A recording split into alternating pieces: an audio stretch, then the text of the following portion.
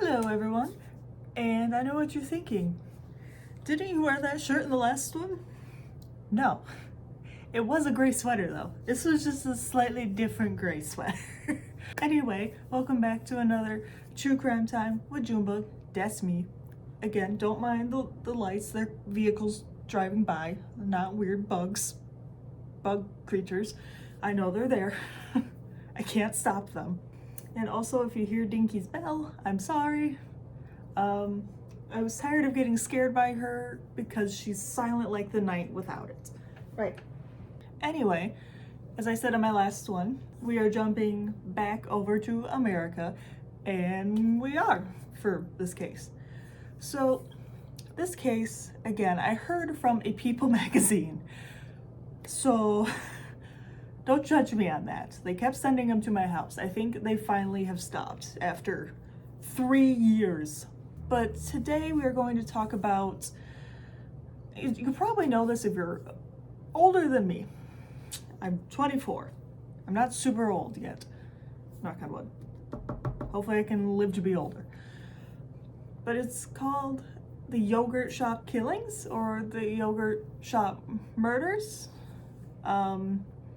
It seems weird to have yogurt thrown into that, but we're talking about the 4 victims of the Yogurt Shop Killings, which is Amy Ayers, who was 13, Eliza Thomas, who was 17, Jennifer Harbison, who was 17 as well, and then her sister Sarah Harbison, who was 15. This takes place December 6th of 1991 at about 11 p.m. And this takes place in took place in Austin, Texas. And very unfortunately, it is unsolved still. I do want to make a note before I dive in. I'm basically just doing a Cliff Note version of this due to there's actual books about this out there. One's called Who Killed These Girls? Cold Case, The Yogurt Shop Murders, written by Beverly Lowry. And then there's also Murdered Innocents by Corey Mitchell. And then See How Small by Scott Blackwood, which is a novel loosely based off of this case. So that one's not obviously going to give the facts, but it is based off of it. And there's also many other sources with this case too. So I'm like, maybe I'll just do a Cliff Note because there ain't no way I'm going to be able to get more info or anything groundbreaking than these books. Let's be honest, okay? So let's talk about the victims first, because they really got the short end of the stick in this, to put it lightly. But we'll start with Amy Leigh Ayers, or Lee. I believe it's Leigh. She was born January 31st of 1978 in Johnson County, Texas, to Robert and Pam Ayers. She has an older brother named Sean, and she was an 8th grader at the time of this horrific incident. She was also part of the Junior Future Farmers of America, and from what I could tell, she seemed to really like animals. The next girl we'll discuss is Eliza Hope Thomas. She was born May 16th of 1974 in Austin, Texas, to Maria and James Thomas.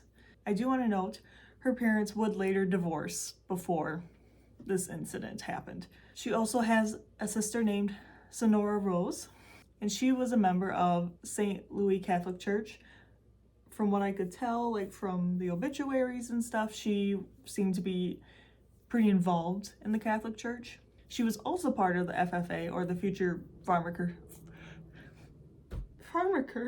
What are those? The Future Farmers of America, as Amy was. She also worked at a yogurt shop. It was called I Can't Believe It's Yogurt. And she was a senior in a high school at this time. Next, we'll talk about Jennifer Ann Harbison, who was born May 9th of 1974 in Bowie County, Texas, to Barbara Saraki and Michael Harbison.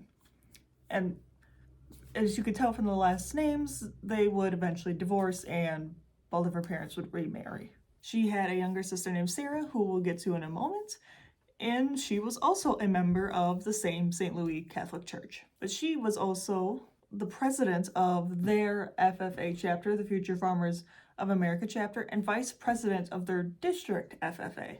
She was also a member of the school's track team. She was also a senior at the time and worked at the yogurt shop. I can't believe it's yogurt shop. And now the final girl, Sarah Louise Harbison, was born October 28th, 1976 in Bowie County, Texas, to parents, as mentioned above, Barbara Saraki and Michael Harbison. And her older sister was obviously Jennifer, as mentioned above. She attended the same Catholic church. She was also a member of the FFA. All these girls were actually. She was a cheerleader. She played on the volleyball and basketball teams. Well, she was a freshman student council rep. So based off of that, I'm going to assume she was a freshman. I didn't see anything that specifically stated she was a freshman, but I'm guessing because she was a freshman rep, she was a freshman. So just based off of these little snippets I could find into their lives, they seemed like they had really bright futures ahead of them. And some of them were on like the cusp of venturing out into the adult world and like starting their life. So that makes this extra tragic. I'm not saying that someone who doesn't necessarily like excel in high school and is not doing this, and this in high school deserves this. That is not what I'm saying, but it's just these girls, I feel like each had a bright light that was just going to get brighter as they aged, if that makes sense. So what happened? Now this day, Friday, December 6th of 1991, seems like an average normal day. The two 17-year-olds, Eliza and Jennifer, were working together at the yogurt shop and were going to close up that night. Now, a little before closing time, which was 11 p.m., Jennifer's sister Sarah, who I mentioned earlier, came in with her friend Amy to get a ride after the girls were done closing. Because they were 13 and 15, they couldn't necessarily drive yet, so just hitching a ride with her sister. And nothing was said to be weird or anything. Like, nothing weird happened until around 10 p.m., which I still feel like is really late for a yogurt shop. But around 10 p.m., there was a man who was, like, hustling other customers, like, to, like, try to cut in line. Like, I'm not quite sure what he was doing. He's just being rude. Like, it said he was hustling. But he asked to use the restroom, and he was allowed to use the restroom in the back. And it said he took a long time in the bathroom, which sometimes going to the bathroom, it can take a hot second. Like, we can't necessarily fault them for that. But it was also believed that he may have jammed a rear door open, which is a bit more suspicious. And then also before close, like, a couple who were eating yogurt spotted like two men acting odd. They said it seemed like they were trying too hard to be unnoticeable. I forgot the word for that, but there was an actual word for that. So they noticed the weird men right before closing when they left. Now, what happened in the next hour was horrible. Now, because remember, they closed at 11. So around midnight, a patrolman noticed a fire coming from the yogurt shop. And he obviously called for help because it's not much a lone patrolman can do to put out a fire. But so firefighters came and extinguished the fire in a matter of minutes. It wasn't like this huge, like, because this yogurt place was in a strip mall, like the fire was contained to like in the yogurt shop, like a part of the yogurt shop. So it didn't take them too long to put out the fire. So when the firefighters extinguished the fire and they went inside to look around, they found 4 naked bodies. The bodies of the 4 girls mentioned at the beginning of this video. It was said that all the girls, I do want to say, this gets a bit gruesome, just to warn you. But it said that all of the girls have been shot in the back of the head with a .22 caliber lead bullet, execution style. And I remember asking my husband, the Genesis, if a lead bullet was common. Apparently it's not. Just want to throw that out there. He could be completely wrong, though. I also want to throw that out there. It said all the girls have been tied up in some way and gagged, like with their own undergarments. And sadly, Sarah, the 15-year-old, had been raped. Then it was also noted that whilst the 3 girls were in the main section, Amy was actually found in a different section of the shop from them. She had actually been shot twice in the head. So the first shot, I guess, wasn't as effective in the killer's eyes, so it was more of a deadly shot the second time. It was said that all their bodies had been charred, but Amy's was the least burnt, probably due to where she was in comparison to the other girls. So what the heck happened? This is infuriating, but no one really knows. Well, we obviously know, like, they were shot and killed, but, like, no one really knows. There wasn't any security cameras from what I could see, like, doing research. If they were, they obviously were not useful. They did conclude, like the officials, that this was most likely a man, or most likely a couple different men. And they noted they most likely were also adults. Because this seems like not their first rodeo, if that makes sense. So they assumed it wasn't someone like the girl's age. It wasn't like a 13-year-old, 15-year-old boy, if that makes sense. I mean, it certainly could have been, but they are thinking it was along the lines of maybe a couple adult men who did this. And I do want to note, some DNA was kept from the rape, but it has been put into databases. So they are, like, currently searching. Because, who did it? No one knows. They literally have no idea who killed these 4 innocent girls. There have been some suspects. One of the main ones his name was Kenneth McDuff. He was a serial killer in the area at the time, but he was ruled out after a false confession. But don't worry, he was executed on November 17th of 1998 for other killings. So he's not still roaming the streets. So that's good at least. Like, it was a weird situation. Like, he was in prison for killing someone. He was released for some stupid reason. And then I think he killed again. So yeah, he's gone. I also saw that they had like 50 other false confessions they went through, which is a lot. So many people confessing to this. I still don't necessarily understand why, like, criminals will confess to something they didn't do. Like, sometimes they'll talk to someone who's in prison, like a serial killer, and they're like, yeah, I did it. They're like, really? And then, like, later they'll be like, yeah, no, I didn't do it. Like, I don't get it. But Kenneth McDuff wasn't as prominent of a suspect as these 4 men, who were Robert Springsteen, Michael Scott, no, not the one from The Office, Maurice Pierce, and Forrest Wellborn. Now, they originally thought it could be them, like, right when this happened, due to one of them being found with a .2 caliber weapon a few days after the killings. And I do want to note, these boys were all 17 and under at the time, so around the same ages as the girls. Now, the teen with the gun was taken in for questioning, obviously, and he implicated his 3 friends, the other 3 listed. But they were ruled out. They honestly thought he wanted to get himself out of the gun charges, so he was just telling them what they wanted to hear, which I don't know how that logic would stem. If you want to get out of a gun charge, why would you admit to murder? I don't know. It was a bit iffy, like, the beginning parts of this.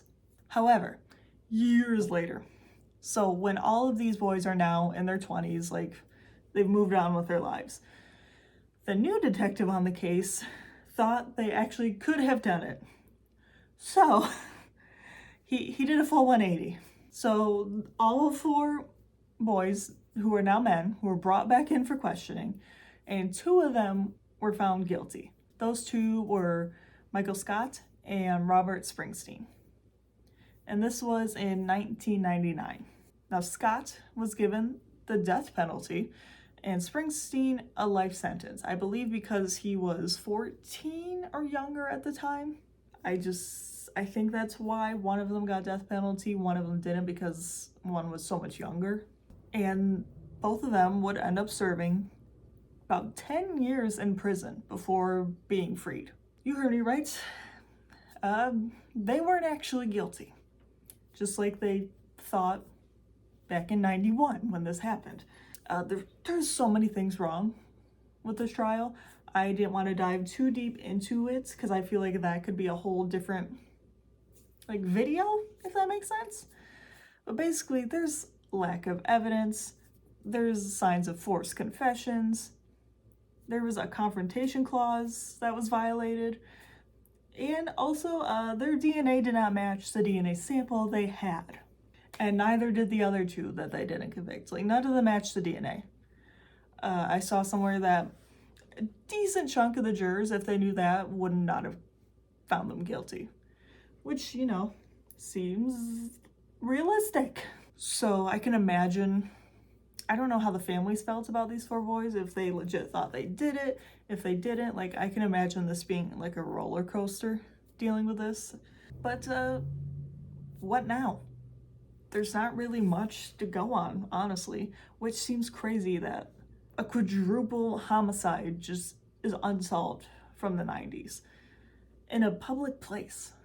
Granted, it was closed to the public at the time, but still, in a yogurt shop. So I guess, where do we go from here? Well, on February 5th of 2022, so almost exactly 2 years ago, it was announced that advanced DNA tech was bringing the authorities closer to solving the crime because they noticed a certain strand of DNA or certain genetics that eliminated lots of different suspects. But I mean, it still didn't solve the case because there can still be hundreds, if not thousands, of men with this set type of genetics.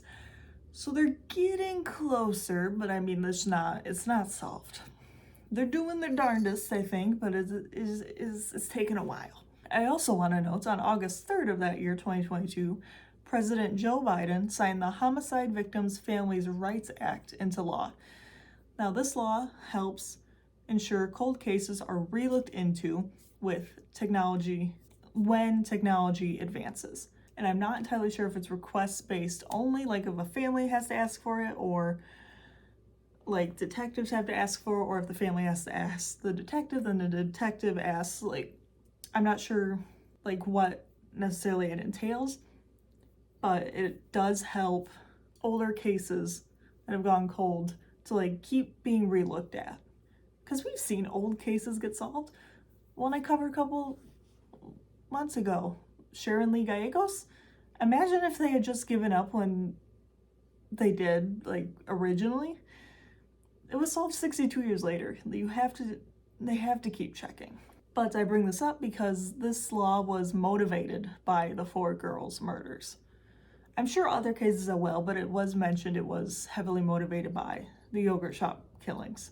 And unfortunately, that's kind of it. I was doing research on this and I expected to have pages and pages written down of stuff. I thought there'd be a lot more suspects, I'd have to list down just a lot more info. And maybe there is in the books, but it's kind of, I don't know how to even describe it. I just figured there'd be more to this. It's very much not solved in any way, it seems like. So I'm gonna see if I can find any helpful links I can link below. Maybe if for some reason any of you know anything that could pertain to this, please tell the proper authorities. It's unlikely any of you who watch me would know, but I gotta give it a shot, right? And hopefully that was okay. The way I told this, I was, like I said, hoping for a lot more information. And I feel like the families can probably say that as well. Don't know for certain, but it's just, yeah, I was expecting more, a lead or something. Nothing, at least that the public knows of. But that is it for me today. I hope you enjoyed, and I think for my next case I'm going to cover, I'm jumping back over the pond again to England. I'm pretty sure. Pretty sure it's England. I have to double check. That is it. Thank you for tuning in, and I'll see you next time. Bye, guys.